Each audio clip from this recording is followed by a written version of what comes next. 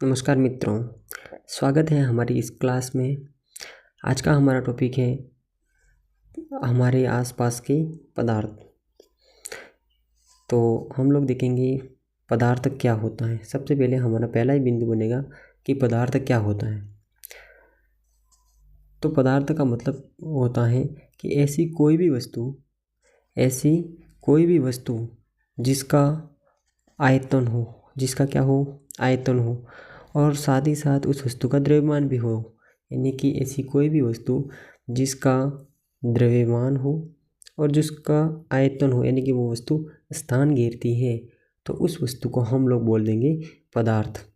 तो हमारी पहली परिभाषा निकल के आ गई कि पदार्थ क्या होता है। पदार्थ क्या होता है तो आपको बताना है कि ऐसी कोई भी वस्तु जिसका द्रव्यमान हो तथा जो वस्तु आयतन घेरती है, यानी कि स्थान घेरती है, तो वो पदार्थ है। जैसे उदाहरण के तौर पे हम लोग देख लें, पत्थर हो सकता है, बादल दिए हैं, तारे हैं, पौधे हैं, पशु हैं, यानी कि जितने सजीव हैं और जितने निर्जीव हैं वे सभी पदार्थ होते हैं। तो इस बिंदु में हम लोगों ने देखा कि पदार्थ क्या होता है। तो आगे चलते हैं हम लोग। तो अगला बिंदु है हमारा पदार्थ का भौतिक स्वरूप, यानी कि पदार्थ का भौतिक स्वरूप क्या होता है। तो पदार्थ का पहला ही बिंदु है कि पदार्थ है वो कणों से मिलकर बना हुआ होता है। यानी कि कोई भी पदार्थ है वो कणों से मिलकर बना हुआ होता है। जैसे आप लोग देखोगे, चाहे वो लोहा है, सोना है, चांदी है, लकड़ी है या कोई भी वस्तु है, वो सब के सब छोटे छोटे कणों से मिलकर बने हुए होते हैं। जैसे हम एक प्रयोग के द्वारा हम समझ लेते हैं कि जैसे हमारे इस पात्र में पानी भरा हुआ है, इस पानी में हम लोग ऊपर से नमक डाल दें, ऊपर से क्या कर दें, नमक डालें, तो वो पानी में नमक घुल जाएगा। इसका मतलब ये हुआ कि जो नमक के छोटे छोटे कण थे वो पानी में घुल गए। इसका मतलब कोई भी पदार्थ है वो छोटे छोटे कणों से मिलकर बना हुआ होता है। आगे देखते हैं।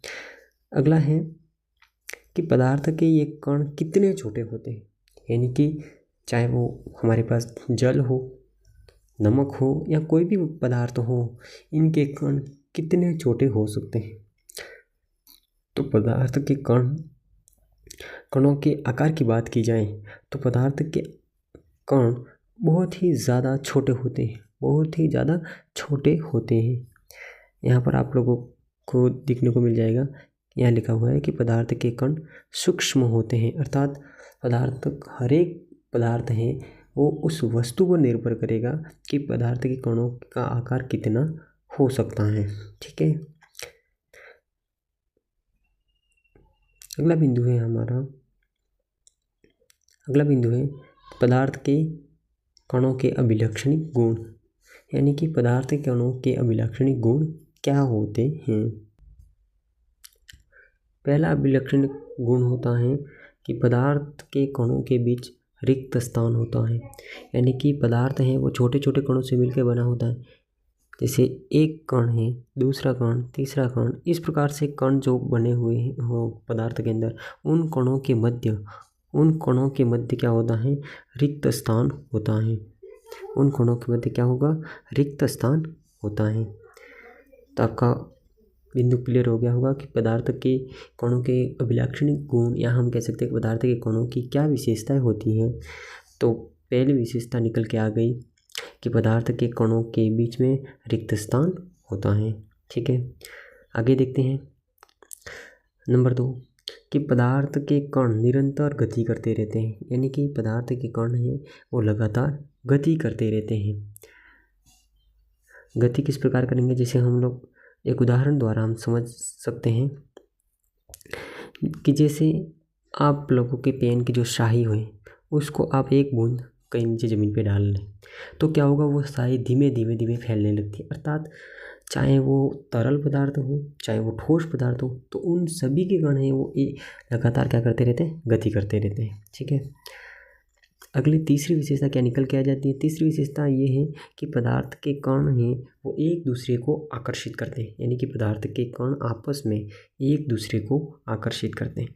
जैसे आप लोगों ने देखा होगा कि जब भी हम किसी लोहे की वस्तु को या कोई ठोस वस्तु को तोड़ने की कोशिश करते हैं तो वो जल्दी से हमसे टूटती नहीं है। इसका मतलब ये है कि जो ठोस वस्तु है, चाहे द्रव की बात कर ली जाए, तो इनके कण हैं वो आपस में एक दूसरे को आकर्षण बल के द्वारा बांध कर रखे हुए होते हैं, जिस वजह से क्या होता है कि वो वस्तु टूटने में हमें परेशानी का सामना करना पड़ता है। इसका मतलब हमारी तीसरी विशेषता क्या हो गई कि पदार्थ के कण एक दूसरे को आकर्षित करते हैं। तो हम लोगों ने देखा कि पदार्थ क्या होता है और पदार्थ के अभिलाक्षणिक गुण क्या होते हैं, यानी कि इनकी विशेषता क्या होती है। ठीक है, आगे देखते हैं। हमारा अगला बिंदु है हमारे पदार्थ की अवस्थाएं। पदार्थ की अवस्थाएं, आप लोगों को पता होगा कि पदार्थ हैं वो अलग अलग भौतिक अवस्थाओं में पाया जाता है, और वो भौतिक अवस्थाएं मूल रूप से 3 हैं। वो कौन कौन सी हैं? ठोस, द्रव और गैस हैं। ठोस, द्रव और गैस। हालांकि वर्तमान में 2 और अवस्थाएं भी ज्ञात कर ली गई हैं, प्लाज्मा अवस्था और BCG यानी कि बोस आइंस्टीन कंडेंसेट। लेकिन हमारे इस टॉपिक में हमें पदार्थ की मूल 3 ही अवस्थाओं को पढ़ना है। तो चलिए हम एक एक अवस्थाओं को देखते हैं। सबसे पहली हमारी अवस्था है वो है ठोस अवस्था। सबसे पहले हमारी पहली अवस्था है वो है ठोस अवस्था। ठोस अवस्था में क्या होता है? आप सबने लोहा देखा होगा, सोना देखा होगा, चांदी है, ये सब कौन से रूप में है? ठोस रूप में है। अब हमें कैसे पता पड़ेगा कि ये ठोस है, द्रव है या कोई और रूप में है? तो हम उनकी कुछ विशेषता देख लेते हैं। ठोसों की विशेषता, ठोस का जो आकार होता है उनका आकार एक निश्चित होता है, यानी कि जो ठोस होंगे पदार्थ, जो ठोस होंगे उनका आकार निश्चित होता है, पहली बात। दूसरा, इनका आयतन भी निश्चित होता है। तीसरा, इनकी नगण्यता यानी इनकी संपीड़ितता है वो नगण्य यानी कि शून्य होती है, यानी कि इनको दबाया नहीं जा सकता है। अर्थात हम लोगों ने ये देखा कि पदार्थ की जो ठोस अवस्था है उस ठोस अवस्था की 3 विशेषता निकल के आती है। पहली, इनका आकार निश्चित होता है, इनका आयतन निश्चित होता है और इनकी संपीड़ितता शून्य होती है। ठीक है, अगला देखते हैं, और इसमें उदाहरण हम लोग देख सकते हैं। सोना, चांदी, लोहा, तांबा, एल्यूमिनियम, जितनी भी धातुएं हैं वो सब कैसी हैं? ठोस होती हैं। ठीक है, आगे देख लेते हैं। अगली अवस्था है द्रव अवस्था। द्रव अवस्था की विशेषता, हेडलाइन डाल देना आप लोग। इसकी विशेषता क्या होती है? तो द्रव अवस्था की पहली विशेषता निकल के आती है कि इनका आकार, द्रव का आकार निश्चित नहीं होता, यानी कि द्रव का आकार निश्चित नहीं होगा। कोई भी द्रव हो, चाहे वो हमारा जल हो, पेट्रोल हो, डीजल हो, केरोसिन हो या कोई भी अन्य तरल पदार्थ हो, इनका आकार निश्चित नहीं होता है, यानी कि जिस पात्र में हम उनको लेंगे वो उस पात्र का आकार ले लेते हैं। लेकिन आपको ये याद रखना है कि इनका जो आयतन है वो निश्चित होता है, यानी कि उनका आयतन तो नहीं बदलता है। अगर 1 लीटर जल हमने लिया है तो चाहे हम उसको एक बोतल में लें या फिर हम उसको किसी अन्य पात्र में, बड़े पात्र में, बाल्टी में ले लें, तो वो उनके जैसा आकार तो ले लेगा, लेकिन उसका आयतन नहीं बदलने वाला है। ठीक है, तो 2 विशेषता होगी। तीसरी विशेषता ये होगी कि इनको हम कुछ हद तक यानी कि कुछ मात्रा तक दबा सकते हैं, यानी कि इनमें कुछ मात्रा तक संपीड़ितता का गुण पाया जाता है। संपीड़ितता का गुण पाया जाता है, यानी ठोसों की तुलना में थोड़ा ज़्यादा संपीड़ितता का गुण इसमें पाया जाता है। अगली विशेषता हमारी ये होगी कि जो द्रव होते हैं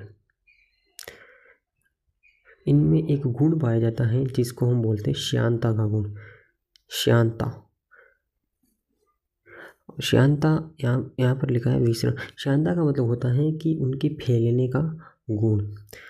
तो कुल मिला के आपको याद रखना है कि जो द्रव होते हैं, जो द्रव अवस्था है, उन द्रव अवस्था की विशेषताओं में पहली बात यह है कि द्रव अवस्था में आकार अनिश्चित होता है, आयतन निश्चित होता है और संपीड़ितता कुछ हद तक होती है, यानी कि कम मात्रा में होती है। ठीक है, अगली अवस्था है हमारी गैस अवस्था। गैस अवस्था, अब गैस अवस्था की विशेषता देखते हैं। गैस अवस्था का आकार और आयतन दोनों ही अनिश्चित होते हैं, यानी कि जो गैस है उनका आकार और आयतन दोनों ही अनिश्चित होते हैं। गैस अवस्था का आकार और आयतन दोनों ही अनिश्चित होते हैं तथा इनका जो संपीड़ितता है, इनकी संपीड़ितता भी अधिक होती है, यानी कि गैसों को हम दबा भी सकते हैं। जैसे आप लोगों ने क्या किया, किसी गुब्बारे में हवा भर दी और हवा भर के जब हम उसको दबाएं तो उस गुब्बारे को दबाया जा सकता है। इसका मतलब ये हुआ कि गैसों को दबाया जा सकता है, यानी कि गैसों की संपीड़ितता का गुण ज़्यादा होता है। ठीक है, अगला यहाँ पर हमारे पास दो प्रकार की गैसों के उदाहरण दिए गए हैं। एक तो है LPG, जिसको हम बोलते हैं द्रवीकृत पेट्रोलियम गैस, यानी कि लिक्विड पेट्रोलियम गैस, और दूसरी है CNG, संपीड़ित प्राकृतिक गैस, यानी कि कंप्रेस्ड नेचुरल गैस। आप लोगों को याद रखना है कि जो LPG है, वो LPG हमारे घरेलू ईंधन के रूप में इस्तेमाल की जाती है, जबकि जो CNG है वाहनों के ईंधन को चलाने में काम में ली जाती है। ठीक है, आगे देखते हैं, एक चित्र देख लेते हैं हम लोग। जैसे आप लोगों को बताया था कि जो ठोस है उन ठोस के कणों के मध्य रिक्त स्थान नहीं होता है। तो इस चित्र में दिख रहा है कि जो ठोस है उन ठोस अवस्था के कणों के मध्य रिक्त स्थान बहुत ही कम दिखता है, जबकि अगर हम द्रव में देखें तो द्रव में गैसों और ठोस की तुलना में रिक्त स्थान ज़्यादा होता है। और अगर हम गैस में देखें तो सबसे ज़्यादा रिक्त स्थान पाया जाता है। और अगर रिक्त स्थान ज़्यादा है, इसका मतलब ये है कि उन कणों के मध्य आकर्षण बल कम होगा, और आकर्षण बल कम है तो उनको दबाया भी जा सकता है। ठीक है, तो हम लोगों ने देख लिया पदार्थ क्या है, पदार्थ के अभिलाक्षणिक गुण या विशेषता क्या है, इसके बाद पदार्थ की भौतिक अवस्थाएं देख ली। अब हम लोग देख लेते हैं कि क्या किसी एक पदार्थ की अवस्था को दूसरी अवस्था में बदला जा सकता है। तो आप लोगों को पता होगा कि अगर हमारे पास कोई ठोस है, उस ठोस को द्रव में या फिर द्रव को गैस में या फिर गैस को ठोस में, यानी कि एक अवस्था को दूसरी अवस्था में किस प्रकार हम परिवर्तित कर सकते हैं। तो सबसे पहले हमारी पहला बिंदु निकल के आ जाएगा कि किसी भी अवस्था को अगर हमें परिवर्तन करना है तो ताप में परिवर्तन करें। क्या करें, ताप में परिवर्तन कर दें तो उस पदार्थ की अवस्था में परिवर्तन किया जा सकता है। जैसे इस चित्र के द्वारा हम लोग समझते हैं कि इस चित्र में हम लोगों ने क्या किया, एक पात्र के अंदर हमने बर्फ़ का टुकड़ा ले लिया।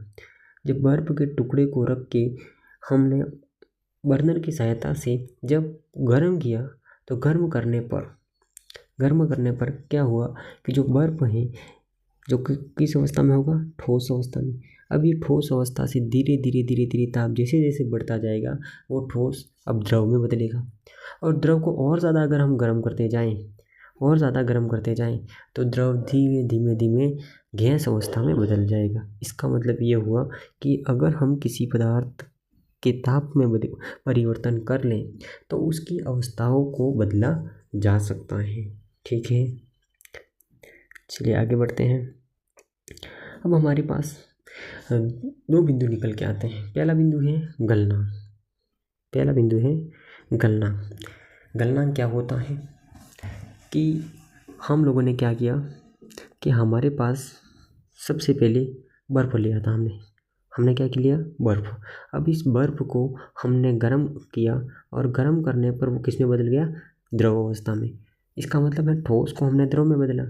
तो उस ताप को, जिस ताप पर हमारे पास कोई ठोस है वो द्रव में बदलना शुरू हो जाए तो उस ताप को हम बोलते हैं गलनांक।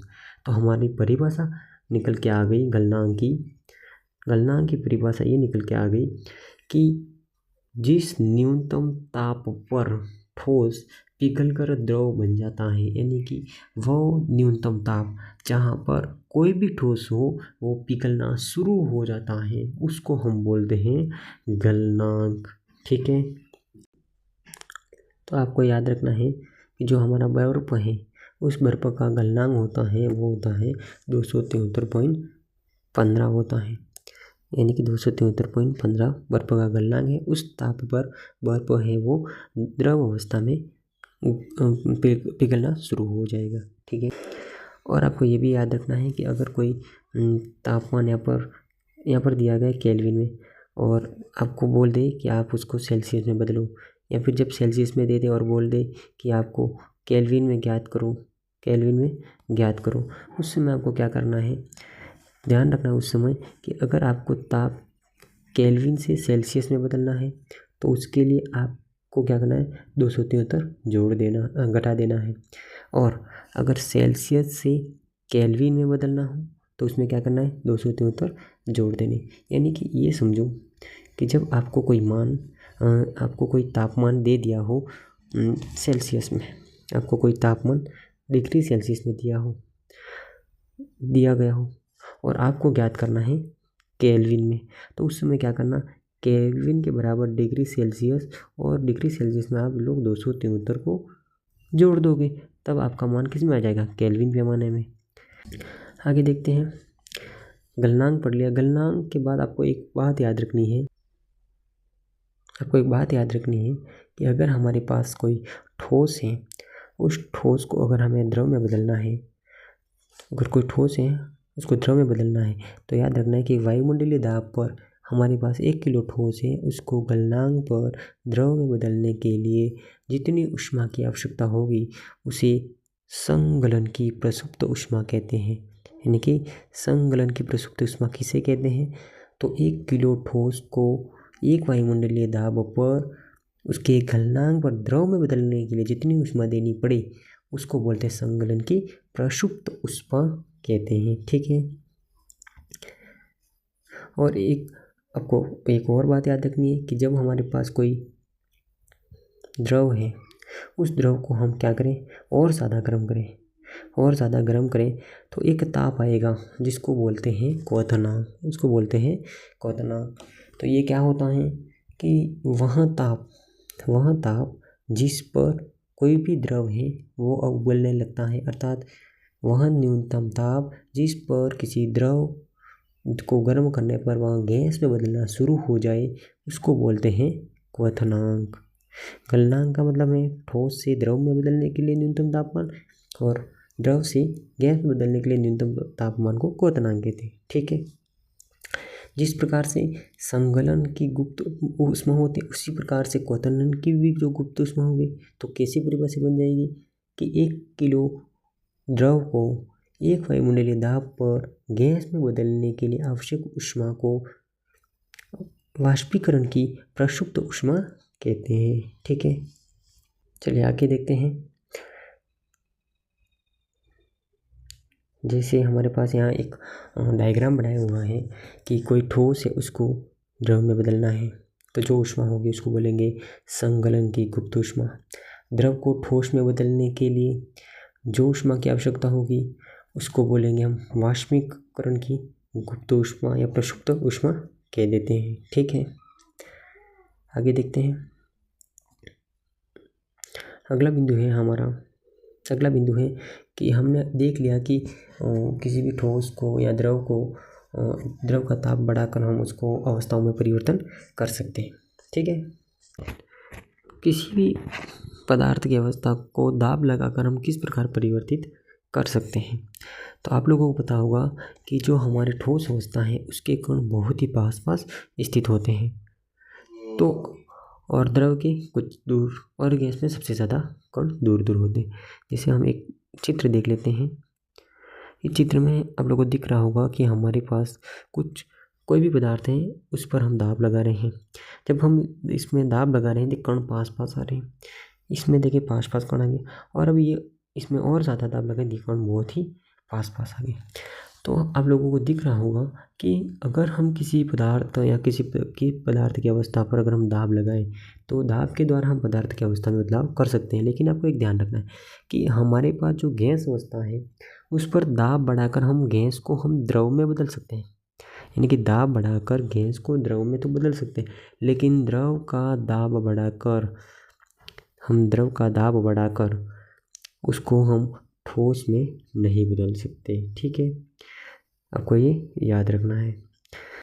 यहाँ पर अवस्था परिवर्तन का एक डायग्राम दिया हुआ है जिसमें ठोस, द्रव, गैस तीनों अवस्था किस प्रकार से परिवर्तित होती है। तो आपको याद रखना, जब किसी ठोस को गर्म करने पर द्रव में बदलती है तो उसको बोलते हैं संघनन, यानी किसी ठोस का द्रव में बदलना संघनन कहलाता है। द्रव का गैस में बदलना वाष्पीकरण कहलाता है। गैस का ठंडा होकर वापस किस में बदलना, द्रव में बदलना संघनन कहलाता है। और किसी द्रव का वापस ठंडा होकर ठोस में बदलना, द्रव का ठोस में बदलना जमना कहलाता है। यानी कि ठोस से द्रव में बदलना संघनन, द्रव से गैस में वाष्पीकरण, गैस से वापस द्रव में संघनन, द्रव से ठोस में जमना। लेकिन कुछ पदार्थ ऐसे भी होते हैं जो द्रव अवस्था में बिना बदले सीधे किस में बदल जाते हैं, गैस में। तो वे पदार्थ जो सीधे ठोस से गैस में बदलते हैं उनको बोलते हैं ऊर्ध्वपातन। जैसे कपूर है, नेपथेलिन है आदि आ जाते हैं। और उन्हीं पदार्थों को अगर हम वापस ठंडा करें तो ये सीधे गैस से ठोस में बदल जाते हैं, द्रव में बदलते ही नहीं। इसको बोला जाता है निक्षेपण। यानी कि ठोस का सीधे गैस में बदलना ऊर्ध्वपातन और गैस का सीधे ठोस में बदलना निक्षेपण कहलाता है। ठीक है, चलिए आगे बढ़ते हैं। अब ये वाष्पीकरण क्या है। वाष्पीकरण का मतलब होता है वाष्प में बदलना। क्या होता है, वाष्प में बदलना। अब वाष्प में बदलना तो आप लोगों को क्वथनांक भी पढ़ा है कि जिसमें द्रव है वो गैस में बदलता है। लेकिन एक बात याद रखना है कि वाष्पीकरण में क्या होगा कि ताप ज़रूरी नहीं है कि वो उस द्रव के क्वथनांक बिंदु तक पहुँचे। तो क्वथनांक से कम ताप पर, यानी कि कोई पदार्थ है वो क्वथनांक से कम ताप पर क्या हो, क्वथनांक से कम ताप पर द्रव से वाष्प में बदल जाए तो उसको बोला जाता है वाष्पीकरण। यानी कि किसी पदार्थ का द्रव पदार्थ का वाष्प में बदलना, यानी कि क्वथनांक से कम ताप पर वाष्प में बदलना क्या कहलाता है, वाष्पीकरण। अब वाष्पीकरण को प्रभावित करने वाले कारक, पहला कारण है तापमान में वृद्धि। अगर आप ताप बढ़ाओगे तो वाष्पीकरण सीधी सी बात है बढ़ेगा, क्योंकि द्रव का ताप जैसे बढ़ाओगे वो गैस में बदलेगा। तो तापमान बढ़ाने पर वाष्पीकरण की दर बढ़ती है। नंबर 2, आर्द्रता में कमी। अगर आर्द्रता में कमी आएगी तो भी वाष्पीकरण की दर बढ़ेगी, और आर्द्रता अगर बढ़ाओगे तो वाष्पीकरण की दर कम होगी। ठीक है, अगला है वायु की गति। वायु की गति भी वाष्पीकरण की दर को प्रभावित करती है। अगर वायु की गति बढ़ेगी तो वाष्पीकरण जल्दी होगा, और वायु की गति घटेगी वाष्पीकरण कम होगा। अगला बिंदु है कि वाष्पीकरण के कारण शीतलता कैसे होती है। आप लोगों ने देखा होगा कि जब गर्मी के दिन आते हैं तो आप लोग, जब गर्मी ज़्यादा लगती है तो उसमें पसीना आता है शरीर से, और पसीना आने के बाद जैसे ये पसीना सूखता है हमें ठंडक महसूस होती है। तो इसी को बोलते हैं शीतलता। ऐसा क्यों, क्योंकि क्या होता है कि जब हमारा शरीर गर्म होता है तो हमारा शरीर का जो तापमान है वो फिक्स होता है 37 डिग्री सेल्सियस। अगर केल्विन में बोले तो 310 केल्विन होता है, तो ये ध्यान रखना है। तो जैसे ही हमारे शरीर से गर्मी बढ़ेगी, तापमान बढ़ेगा, तो हमारे शरीर में जल की बूंदें वाष्प के रूप में बाहर आएगी, और ये ताप लेके वाष्प के रूप में जब उड़ेगी तो हमारे शरीर का तापमान कम होगा, और जब तापमान कम होगा तो हमारे शरीर को ठंडक का आभास होगा। ठीक है, अब इसी कारण अगला बिंदु है कि गर्मियों में सूती कपड़े क्यों पहनने चाहिए। तो जब सूती कपड़े पहनेंगे गर्मियों में तो वो सूती कपड़े हमारे शरीर का जो पसीना है उसको सोख लेंगे, और पसीना जब सूखेगा तो हमें ठंडक का एहसास होगा, जिस कारण हमें गर्मियों में सूती कपड़े पहनने चाहिए। अगला बिंदु है, आप लोगों ने देखा होगा बहुत बार कि जब बर्फीले जल से भरे गिलास के बाहरी सतह पर जल की बूंदें क्यों नज़र आती हैं, तो इसका कारण भी ये है कि जब हमारे पास कोई ठंडी बोतल है या फिर पानी की बोतल है या फिर बर्फ़ अगर हम रख के किसी बाहर जगह लाते हैं तो उसके आसपास के जितने जल वाष्प की मात्रा है उस पात्र के चारों ओर चिपक जाती है, ठंडी होकर चिपक जाती है, और जब ताप घटेगा तो जो गैस अवस्था है वो द्रव में बदल जाएगी, जिस कारण हमें बर्फीले जल से भरे गिलास की बाहरी सतह पर जल की बूंदें नज़र आती हैं। ठीक है, इस टॉपिक में हम लोगों ने देखा कि पदार्थ क्या होता है, पदार्थ के अभिलाक्षणिक गुण क्या है, पदार्थ की अवस्थाएं कौन कौन सी हैं। इसके बाद हम लोगों ने देखा कि पदार्थ की अवस्था में परिवर्तन किस प्रकार के से किया जा सकता है। ताप के द्वारा परिवर्तन किया जा सकता है, दाब द्वारा भी हम परिवर्तन कर सकते हैं। इसके बाद हमने देखा कि वाष्पीकरण क्या है, वाष्पीकरण किस प्रकार हमारे दैनिक जीवन के लिए दैनिक जीवन में इसका क्या महत्व है, आदि चीज़ें हम लोगों ने देख ली। ठीक है, इसके साथ ही हमारा ये टॉपिक समाप्त होता है। अगले टॉपिक में हम फिर मिलेंगे, मुलाकात करेंगे, तब तक के लिए बने रहिए हमारे साथ। धन्यवाद।